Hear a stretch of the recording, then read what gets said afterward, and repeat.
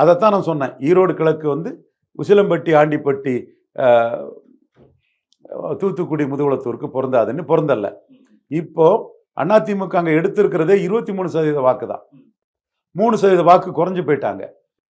அதே வேளையில் 44 பொது தேர்தல் எடுத்திருந்த திமுக அணி 56.5 எடுத்திருந்தாங்க.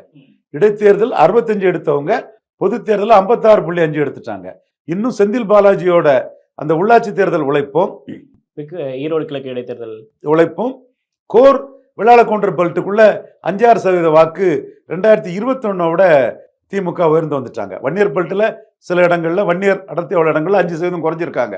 கொங்கு வேளாளர் அடர்த்தி உள்ள இடங்கள்ல 5% திமுக அணி உதயசூரியன் அவங்க வந்து குறைஞ்சிருக்காங்க. அதுக்கு இவர் இன்னைக்கு சிறை சென்று வந்த கைதாகி வந்த செந்தில் பாலாஜியோட களப்பணி வந்து ஒரு முக்கிய காரணம்.